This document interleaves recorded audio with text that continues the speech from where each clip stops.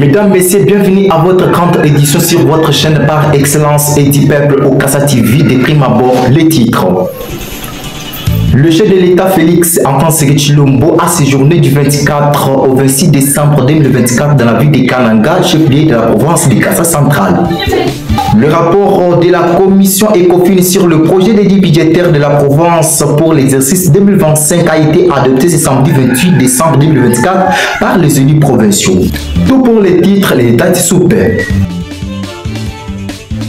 Bienvenue à tous. Débutons cette grande édition, le président de la République démocratique du Congo, Félix Antoine Tshilombo, a séjourné du 24 au 26 décembre 2024 dans la ville de Kananga, chef-lieu de la province du Kassa central, accompagné de la première dame Denise Nyakero. Plus de précisions dans ce reportage. Après le mauvais temps lundi à Kananga, le ciel éclairci de ce mardi 24 décembre 2024 a permis à l'avion présidentiel de se poser aisément sur le tarmac de l'aéroport national de Kananga dans la province du Kasaï central. Et d'honneur bien rangé, comité d'accueil constitué, le président de la République en compagnie de la première dame a été fleuri à sa descente d'avion par deux fillettes avant de recevoir de mots de bienvenue du gouverneur de province, Joseph Moïse Kamboulou. Le couple présidentiel a ensuite salué les différentes personnalités alignées sur le tarmac de l'aéroport. Le premier citoyen du pays a quitté les installations aéroportuaires à pied et a pris un bain de foule pour communier avec la population qu'il a ovationné tout au long de son parcours. L'escorte présidentielle a eu du mal à se frayer du chemin au milieu d'une multitude de personnes. Une procession qui s'est poursuivie jusqu'à la place de l'Indépendance, lieu du meeting. Arrivé sur place, le chef de l'État a été introduit par le gouverneur de province. Lors de sa prise de parole en Chiluba, Félix Antoine Tshisekedi Tshilombo est avant tout revenu sur le rendez-vous manqué de lundi suite aux mauvaises conditions météorologiques, demandant à ses concitoyens de rendre grâce à Dieu qu'il a voulu ainsi. Il a ensuite remercié cette population qu'il a élue massivement en décembre 2023. Une inquiétude tout de même de sa part. Je n'ai même pas fait une année, mais vous vous inquiétez. Qui vous a dit que je ne réaliserai pas ce que je vous ai promis? S'est interrogé le chef de l'État.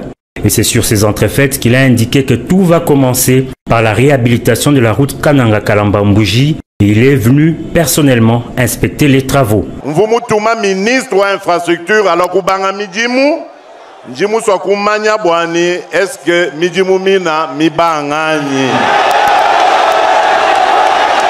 chinji nulaya lelu mumesu mwanzambi ujukumulu nchani chakujikija manda yani njila wakalamba mujika jimujika to. Au sujet de l'accès à l'énergie électrique, des assurances du chef de l'État ont été données. Des études sont déjà réalisées en ce qui concerne la construction de la centrale hydroélectrique d'Embombo, dont les travaux vont débuter au premier trimestre 2025.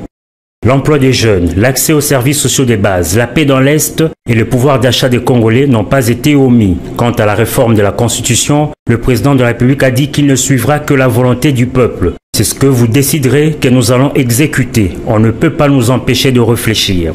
Au cours de cette tournée, le chef de l'État va inspecter les travaux lancés dans le cadre du programme de développement de 145 territoires, ainsi que d'autres projets, notamment dans le domaine de la santé, comme ce fut le cas ce même mardi à l'hôpital provincial général de référence de Kananga, en cours de réhabilitation.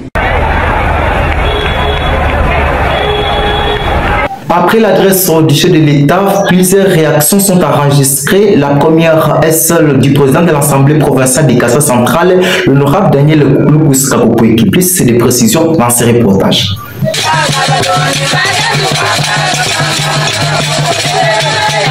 Arrivé ce mardi 24 décembre 2024 à Kananga, chef-lieu de la province du Kasaï central du président de la République et chef de l'État, le président de l'Assemblée provinciale, l'honorable Daniel Lukusaka-Koupeki, remercie la population centre-kassaïenne de la mobilisation et l'accueil chaleureux réservé à Félix Antoine Tshisekedi Tshilombo.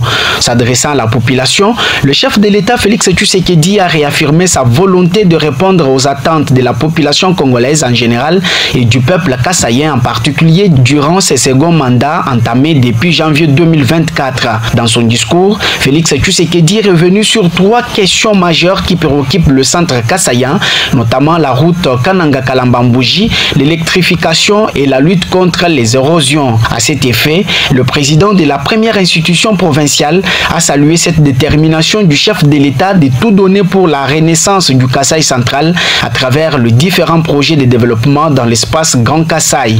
L'honorable Daniel Lukusaka Kupwiki a par la même occasion réitéré son soutien indéfectible aux actions du chef de l'État tout en appelant la population du Kasaï central à lui faire confiance pour l'émergence de notre province. Je commence par remercier M. Félix Antoine Tshilombo Tshisekedi, président de la République, qui a choisi Kasaï central comme le premier espace du Grand Kasaï pour commencer sa visite d'itinérance.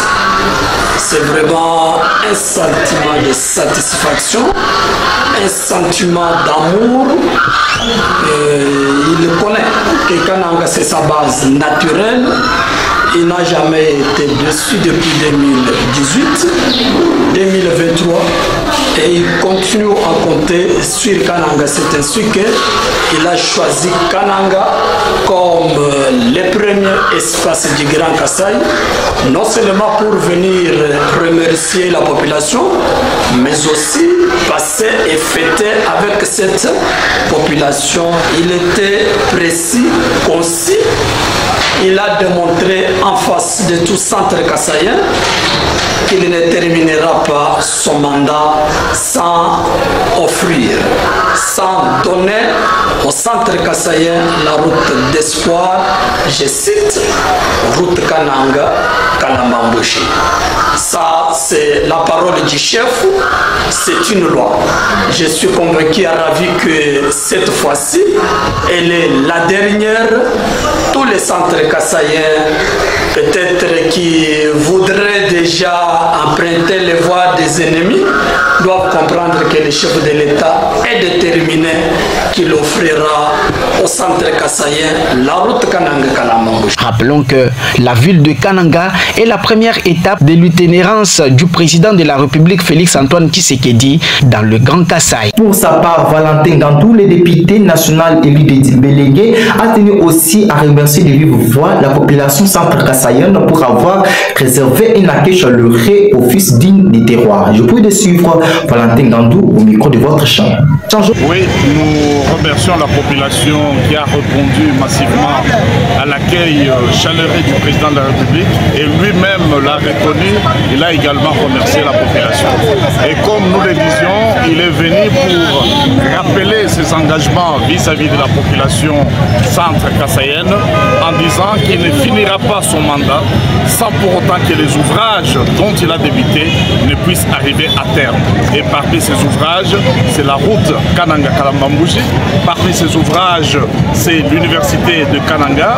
C'est parmi ces ouvrages, c'est également la lutte anti-érosive, l'adduction en eau potable, ainsi que l'électricité à partir des chutes Katende, bien entendu également les chutes Mbombo. Donc ces engagements majeurs ont été pris par le président de la République. Il nous a même dit qu'il est notre frère, il est parmi nous, il devra tout faire pour que ces ouvrages soient finis et que très prochainement, s'il n'a pas fini cela, alors que la population le prenne à témoin. Voilà, je suis satisfait de ces engagements qu'il a renouvelés. Changeons le chapitre, parlons présentement de l'association sans but lucratif Tubakai Kananketu qui est chapeautée par Gilles Bassanzambi qui a fait sa restitution ce samedi 28 décembre 2024 à la population centre-kassaïenne. Je vous prie de suivre l'intégralité de cette restitution au micro de votre chambre. Nécessairement, nous devrions avoir les points à l'ordre du jour. Si vous acceptez que puisse les énumérer, cela serait une très bonne chose pour vous. Allez éclairer aussi la lanterne de nos auditeurs. Voilà. Nous avions prévu d'abord la prière d'ouverture, la présentation des participants comme d'habitude. Et il y avait l'adresse du coordonnateur provincial que je suis. Et je ne devrais pas parler pour le plaisir de parler. Je devrais d'abord montrer aux invités ainsi que les membres sur l'historique de l'ASBEL, ses objectifs et missions principales. Et je devrais leur parler sur la réalisation déjà concrétisée sur terrain avec l'ASBEL. Et puis, nous devrions aussi parler de la redynamisation du comité directeur.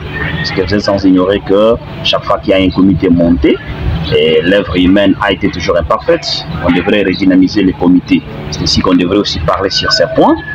Comme d'habitude, pour les habitués de l'ASBEL, soit du forum, savent que chez nous, il y a des thématiques qui tombent comme des chenilles.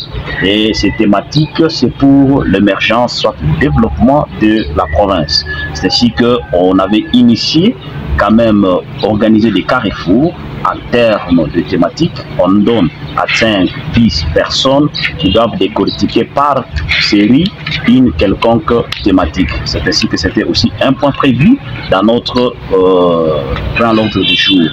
Il y avait aussi les divers. Dans les divers, on avait parlé, et on devrait parler parce qu'il y a encore des amis qui traitent des thématiques. Nous allons parler de la procédure d'adhésion volontaire, parce que l'adhésion dans une ASBEL est volontaire et non plutôt obligatoire. Et je tiens à vous informer que l'ASBEL a comme mission justement de soutenir les institutions de l'État, tant provincial que national. On devrait en amont expliquer aux amis pourquoi nous existons, pourquoi nous avons pu penser à soutenir les institutions de l'État, parce que cette fois-ci, l'ASBEL ne préfère pas qu'il y ait la déstabilisation des institutions. Comment y parvenir? C'est pourquoi nous devrions en amont expliquer à tout le monde que nous avons un objectif majeur de soutenir les institutions de l'État. Une chose que je dois éclairer, soutenir les institutions de l'État, pas dans le mal, mais plutôt dans le vrai. Alors nous avons pour cette fois-ci un contrôle purement citoyen, que nous allons commencer à contrôler chaque autorité provinciale qui est nationale. Pourquoi pas? Parce qu'on a un devoir dans un bref délai. Vous verrez que nous allons dire au revoir dans peu de jours à la population kanangaise pour aller monter au niveau national et fournir tous les rapports adéquats. Alors voilà un peu une mission principale et majeure de l'ASBEL. Parlons de la tuerie de la femme enceinte d'une quarantaine révolue ce vendredi 27 décembre 2024 dans les territoires de Luisa, précisément dans les villages de Kamayi. Nous sommes dans la province de Kassai centrale. Circe, la directrice générale de l'ONG FMDI, lance un cri d'alarme à la justice congolaise de faire son travail quand passé. C'est avec un corps déchiré et plein d'angoisse que nous dénonçons et condamnons avec la dernière énergie le meurtre d'une femme, quarantaine révolue par un homme dans le village Kamayi à Luisa en cette fin d'année. En pleine activité agricole, mes frères et sœurs, dans son champ, Madame Mujinga a été sauvagement tuée par un présumé Kabassou Babou Martin, originaire du groupement Wampidi, secteur Kabalou dans le secteur de Kabzumba, qui l'a roué de coups jusqu'à l'achever. La défunte laisse derrière elle 6 enfants orphelins. Les informations en notre possession de nos équipes de FMDI sur terrain renseignent que l'auteur de cet acte meurtrier est un principal bourreau des violences sur les femmes et les filles dans cette partie de la province. Il est à son 9e forfait après avoir violé une fille mineure dans ce même village. Ce cas de meurtre vient s'ajouter à ceux enregistrés il y a quelques jours dans la province du Kassai central et démontre à quel point la dignité humaine et principalement celle de la femme est bafouée et non respectée. Face à ces tristes douleurs que nous ressentons et partageons avec la famille de l'illustre disparu, nous demandons à la justice du Kassai central de sanctionner sévèrement l'assassin et le transférer directement à Kananga afin de purger sa peine, parce que ce monsieur a été arrêté à l'époque parce qu'il avait violé une fille mineure. Voilà qu'il est sorti et au-delà des violences faites aux femmes et aux filles, il arrive à tuer l'être humain. La vie est sacrée et les femmes sont debout pour demander justice pour cette femme innocente. Parlons de la sécurité. Plusieurs attaques menées par le FARDC contre les M23 les portes de feu ces derniers temps à l'est du pays. Celle de ce jeudi où plusieurs militaires rwandais ont été maîtrisés par le FARDC. Suivez ces reportages. Jeudi 26 décembre, le ciel peu clair en territoire de Lubero au Nord Kivu. En face de la presse, le lieutenant-colonel Marc Azukai pour présenter les résultats à mi-parcours des opérations militaires en cours dans le sud du territoire de Lubero sous le commandement du général-major Bruno Mandevou, commandant du secteur opérationnel Grand Nord sous Kola 1. Les opérations vont bon train. Nous sommes en train d'affronter l'armée rwandaise à travers son unité spéciale. Aujourd'hui, nous nous retrouvons dans ce contexte et dans cet espace pour vous démontrer l'implication du Rwanda à travers son armée. Parmi les capturés figure ce jeune militaire rwandais, Iradon Kunda, Jean de Dieu, c'est son nom. Soldat de première classe et membre du 110e bataillon de la force spéciale de RDF, l'armée rwandaise. Il fait partie des militaires rwandais qui ont été déployés en République démocratique du Congo depuis près de 2 ans maintenant, affirme-t-il.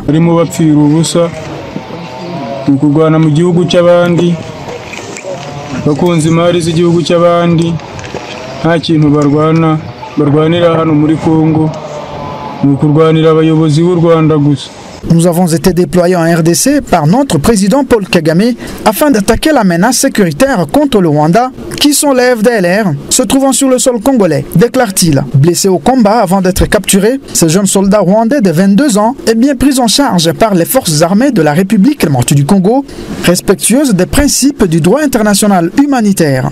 Il dit craindre pour sa vie s'il est rapatrié dans son pays, le Rwanda, et demande aux autres militaires rwandais de refuser d'être déployés en RDC pour se faire tuer juste pour des intérêts expansionnistes et surtout économiques des dirigeants rwandais.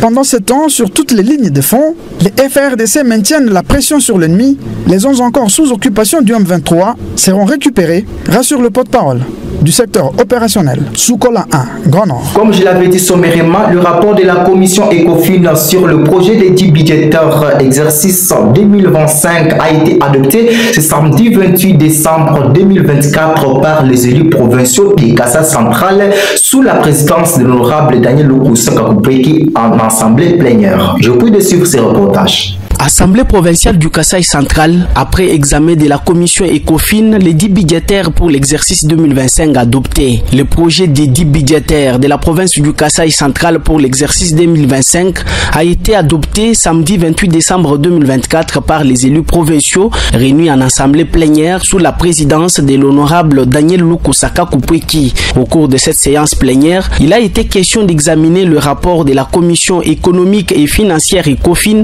de l'assemblée provinciale du Kassai central sur le projet d'édit budgétaire reçu depuis le 12 décembre 2024. Celui-ci a été défendu par le gouverneur Joseph Moïse Kambulu Nkonko. En titre de rappel, cet édit budgétaire équilibré en recettes et en dépenses est chiffré à plus de 397 milliards de francs congolais avec un accroissement de 10% comparativement à celui de l'exercice 2024 arrêté à plus de 358 milliards de francs congolais.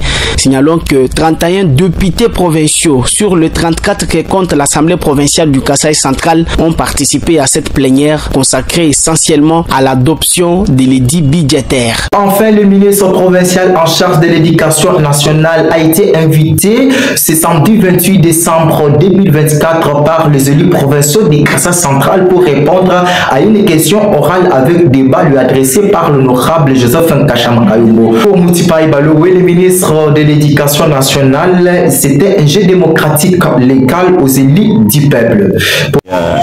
J'étais appelé à l'Assemblée pour répondre à une question orale nous adressée par l'élu du peuple, Joseph Nkashamakayumbo, un exercice démocratique. On vous souviendra que dans l'exercice de sa fonction, le député provincial a la latitude d'approcher l'exécutif provincial afin de poser des préoccupations. Donc demander à l'exécutif qui gère du jour le jour la province sur les matières qui les concernent. Donc nous avons été appelés pour être entendus sur un certain nombre de questions, notamment la paye des enseignants. Vous savez que c'est un casse-tête. Il nous a posé aussi la question relative aux nouvelles filières techniques qui sont ajoutées dans l'éducation nationale par rapport à l'agrément. Et aussi, la dernière question était relative à la construction des centres de formation professionnelle dans notre province qui se trouve être abandonnés. Voilà. Nous allons faire de tout notre mieux pour mettre cela en pratique, nous les promettons. Pour sa part, l'initiateur de cette question orale avec débat, l'honorable Joseph Nkasham Kayombo, se dit très convaincu et cherche des voies et moyens pour trouver des solutions palliatives quant à ça. Je prie de suivre l'honorable Joseph Nkasham Kayombo au micro de votre chambre. Oui, en fait, ce que le ministre a fait, d'abord je commence par ce que moi j'ai fait. C'est un exercice parlementaire. Donc j'ai proposé quelques questions au ministre pour que l'on revienne avec de plus amples détails en ce qui concerne les éléments de réponse. Alors, il a répondu. Je suis convaincu. Parce que le problème n'est pas de faire foi à ce qu'il a dit. Mais le problème, c'est de chercher les voies des solutions. Nous sommes élus de la province du Kasaï central et la population centre-kassaïenne, notamment les personnes, les enseignants, ont des soucis, ont des problèmes majeurs. Et à notre qualité d'élus du peuple, il va falloir que nous puissions poser ces questions au ministre qui gère le domaine de l'enseignement au Kasaï central. Alors, le ministre a apporté les éléments de réponse et tous, nous allons nous impliquer avec les plaidoiries à tous les niveaux pour que ce qui était comme difficulté dans le domaine de l'éducation puisse trouver des solutions. Ça n'est complètement fini sur votre chaîne par excellence et des peuples au Kassa TV. Jacqueline Chambouilly, j'avais le réel plaisir de vous présenter cette grande édition. Merci de nous avoir suivis. Ciao.